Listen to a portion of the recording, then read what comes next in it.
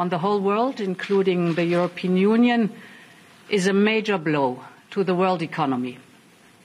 I deeply regret this choice. President Donald Trump-ის გადაწყვეტილება საყოველთაო ტარიფების დაწესების შესახებ მძიმე დარტყმა მსოფლიო ეკონომიკისთვის. მე ვწუხარ ამ არჩევანის გამო. მოდი მკაფიოდ და გასაგებად ვთქვათ, რომ შედეგები იქნება მასშტაბური. გლობალური ეკონომიკა სერიოზულად დაზარალდება. იქნება გაურკვევლობა და გამოიწვევს პროტექციონიზმის კიდევ უფრო გავრცელებას. ეს შედეგები მძიმე იქნება მილიონობით ადამიანისთვის მთელ მსოფლიოში.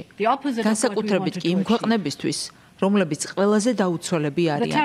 სწორედ ამ ქვეყნებს უწესებს ამერიკის შეერთებული შტატები მაღალ ტარიფებს. ეს ეწინააღმდეგება იმას, რასაც ვგეგმავდით.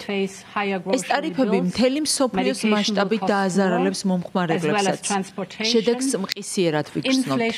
მოქალაქეებისთვის პროდუქტი გაძლიერდება, საკვები, წამლები, ტრანსპორტი, ყველაფერი კიდევ უფრო მეტი ეღირება.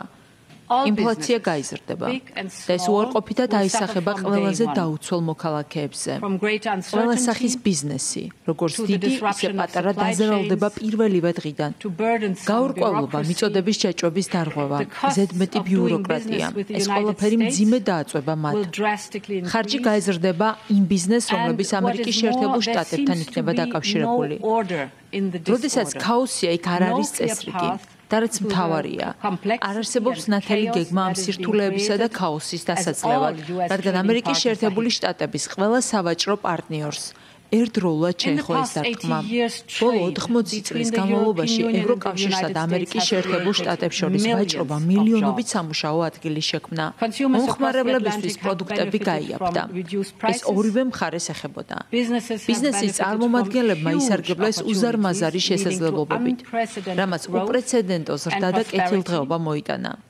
ამასთან, ჩვენ ვიცით, რომ გლობალურ სავაჭრო სისტემას სერიოზული პრობლემები აქვს.